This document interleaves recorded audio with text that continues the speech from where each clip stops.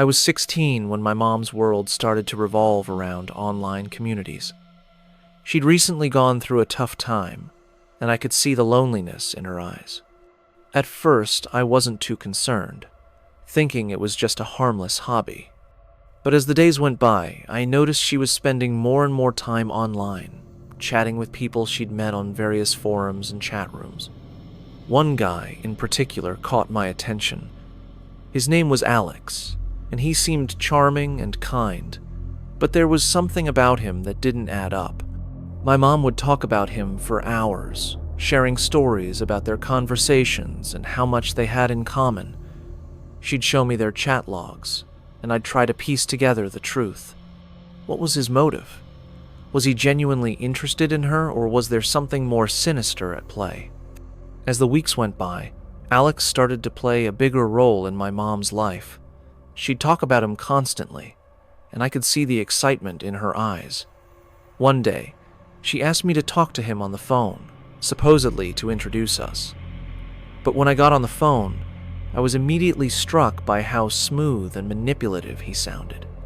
I talked to him a few times after that, and each time, I felt like I was getting a glimpse into a very dark and calculating person. Then, Alex introduced my mom to his best friend, a woman named Sarah. My mom was thrilled to meet her, and she had me talk to Sarah on the phone too. But when I got on the phone with Sarah, I knew immediately that it was Alex's voice trying to sound like a woman. I felt a chill run down my spine. Who was this guy? And what did he want from my mom? Despite my reservations, my mom continued to talk to Alex. She started making plans for us to visit him in another state, and I was getting increasingly uneasy. I felt like I was running out of time to stop her from making a huge mistake. I started to dig deeper, trying to uncover more about Alex's past, but every lead I followed seemed to end in a dead end. Then, Alex called with some devastating news. He told my mom that something terrible had happened to Sarah. She'd been found stabbed to death in her home, according to the local newspaper. I knew something was off. I was damned positive there was no Sarah, and I knew Alex was pretending to be her. My mind was racing with questions. What was Alex's game? Was he trying to manipulate my mom into meeting him in person? I decided to investigate further, and went online to check the local newspaper for the article Alex had mentioned. But when I searched for it, I couldn't find any article about a murder. I ended up emailing the editor of the newspaper to inquire about the supposed murder, and when she replied that no such article existed, I knew I had to act fast. I explained the situation to the editor, and she offered to help me uncover the truth about Alex. She asked me for his name, and I gave it to her. A few days later, she got back to me with some disturbing information. Alex had a history of violence, and he'd been charged with attempted manslaughter on his ex-girlfriend. Worse still, he had a pattern of stalking and manipulating his victims, often using fake online profiles to gain their trust. I was horrified. I knew I had to protect my mom at all costs. I showed her the evidence, and she finally listened. She was shocked and relieved that we'd uncovered the truth before it was too late. We decided to cut ties with Alex and focus on rebuilding our lives. I was grateful that my mom was safe, and I was proud of myself for being proactive and helping her avoid a potentially disastrous situation. We reported Alex to the authorities, and I felt a sense of closure knowing that he wouldn't be able to hurt anyone else. My mom and I grew closer, and we learned to navigate the online world together, always keeping an eye out for potential threats. We'd faced a potential danger head-on, and we'd come out stronger on the other side.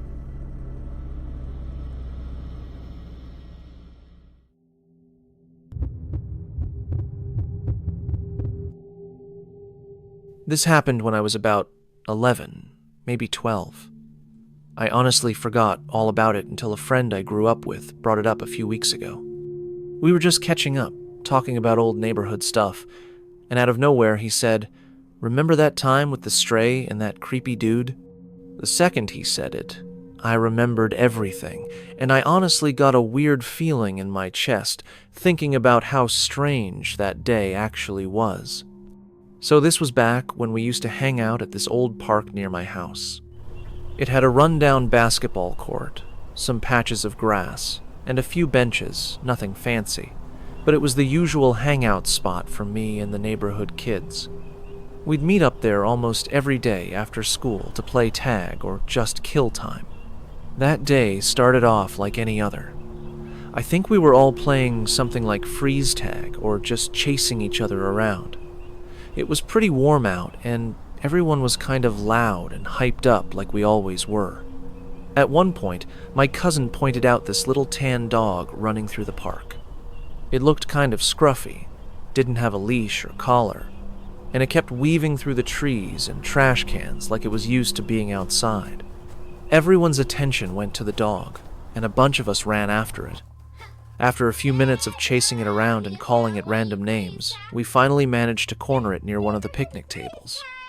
It didn't seem aggressive or scared, just sort of tired. Right after we got the dog to stay still, this man started walking toward us. I still remember how he looked, because he didn't match the vibe of the area at all. He was probably late 30s, wearing this oversized jacket even though it was warm, and he had these kind of sunken eyes like he hadn't slept much. I didn't recognize him, and I usually knew most of the regular people who passed through the park. He came up to us slowly and smiled, but it wasn't a friendly smile. He looked kind of nervous, or like he was faking being calm. He told us, "Hey, thanks for holding her. That's my neighbor's dog. I've been trying to catch her for a while." Then he asked if we could help him bring the dog to her house, because she lives just around the corner. Even at that age, something about that made all of us uncomfortable. Like, why would some random guy be chasing around a neighbor's dog without her? And why did he need a group of kids to come with him? I didn't know what else to do, so I pulled out this dead flip phone I used to carry around for fun. It didn't even turn on, but I used to pretend it worked. I flipped it open and acted like I was getting a call from my mom, and I told the guy, "Sorry, we gotta go home now. My mom's calling us." He just stared at us for a few seconds, and I remember feeling frozen for a bit. Then he said, "I can drive you home if you want, my car's right over there." That was the part where I got genuinely scared. My friend stepped in and said, "We live close. We'll just walk." And all of us turned and started heading toward the neighborhood as fast as we could without running. None of us looked back, and no one said anything until we were almost home. I didn't really think too much about it back then, but looking back now, it gives me the chills.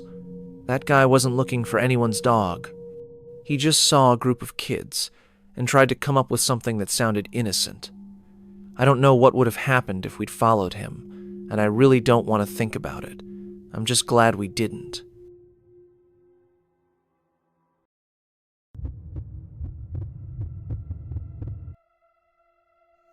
I'm 17 now, but this happened when I was 16, not long after I'd survived a serious accident that almost took my life. Ever since that day, strange things have happened to my body. I lose my breath out of nowhere, and sometimes my arms and legs start shaking without any warning. I live way out in the countryside with my parents and younger sister. Our place is huge, full of trees, open land, and not a single neighbor nearby. It's quiet during the day, peaceful even. But once it gets dark, the silence starts to feel heavy, especially for someone like me, who doesn't trust strangers and hates being caught off guard. The first strange thing happened one night, around 1:30 in the morning. I was lying on the couch in the living room watching a movie. Everyone else was asleep, and the house was quiet. My sister had gone out that night with her friends. That's when the motion sensor light outside suddenly turned on. The shutters were closed, but the beam was so bright I could see it cutting through the cracks like white blades. A few seconds later, I heard the back door softly rattle as if someone was testing the handle. It wasn't loud, just faint enough to raise questions. I thought it was my sister coming home, but she didn't walk in until 20 minutes later. I asked why she'd been outside so long, but she looked confused and said she'd just gotten back. I told myself it was just the wind. There had been a storm that night, after all. But the next night, right around 1:15 a.m., something happened again. I was in the kitchen making a sandwich. Our garage connects right to the kitchen, and that's where our dog and cat sleep. Suddenly, my dog began barking like crazy.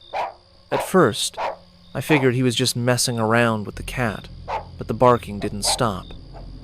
After almost a full minute of it, I started to feel uneasy. I remembered the night before and how the back door had rattled. I've always been paranoid, so I grabbed a knife since all our guns were locked away in the garage. I pressed my ear to the garage door, trying to hear anything. There was nothing. Then, just as suddenly as he started, my dog stopped barking.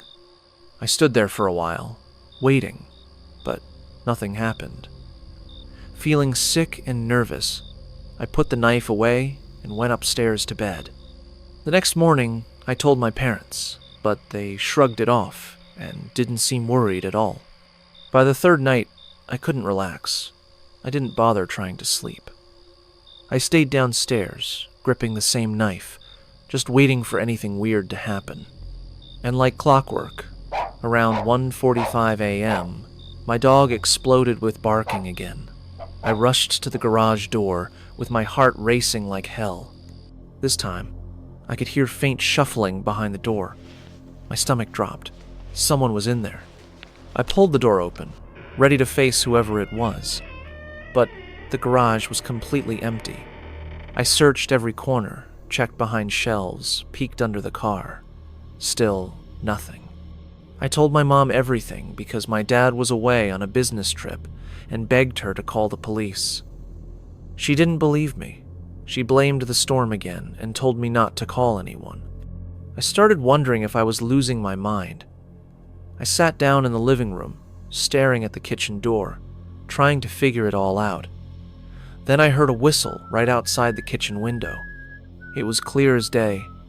I jumped up and yanked the shutters open, but nobody was there. The motion light was on again. I just knew something was definitely not right. That whistle wasn't a hallucination. Someone was actually out there. Moments later, the whistling started again, followed by 3 soft taps on the kitchen window. I tore open the blinds, but still, no one was there. I started to panic, and I ran into the garage, reaching for the shotgun. That's when I noticed every single piece of ammo was gone. It wasn't just for the shotgun alone, but also for the rifle and pistol. Everything was literally gone. Before I could think about what that meant, I heard 3 knocks behind me, coming from the garage door I'd just closed. Then the whistle came again, followed by a strange laugh. I'm not gonna lie, I was scared to hell. I just stood there like a statue, terrified to even make a sound. But then I remembered my dad's secret stash of shells hidden behind old tools. I started loading the shotgun with trembling hands. I was still loading the gun when the laughing came again, but this time it came from every window. It was like someone was sprinting in circles around our house, too fast for a normal human being to do. I waited by the kitchen door with my finger on the trigger of my gun. When the whistle and tap came back again, I kicked the door open and ran outside, holding my gun in position. But he was already gone. I tried looking around to be sure he wasn't lurking around. Everything was clear. However, as I was about to go inside, I tilted my head up a little, and that's when I saw someone tall and thin, wearing a hoodie, standing on the roof, staring down at me. I tried to lift the shotgun and aim, but my chest locked up and my arms and legs started shaking uncontrollably. I collapsed onto the cold dirt, helpless and terrified. He dropped down from the roof, walked toward me slowly, and knelt beside my face. He leaned in close and whistled right into my ear. I couldn't move. I was still shaking. But instead of finishing me off, he stood back up and walked away toward the pool. Eventually, I dragged myself up, using the shotgun as a crutch, and stumbled back into the house. I locked every door behind me. This time, when I told my mom, she finally believed me. We were ready to call the police, but just before we grabbed the phone, we looked out the back window and saw something rise out of the water. I could only see the head of the figure staring back at us. The police arrived and searched the entire property. They found the missing ammo hidden inside the shed, buried beneath a pile of leaves. There were muddy footprints everywhere, and carved deep into the wooden siding of the house was one message reading, "Oh no." They figured out how he got in. There was an old metal plate covering a hole that led into the garage from outside, something we hadn't touched in years. Turns out it had come loose. That's how he made it inside.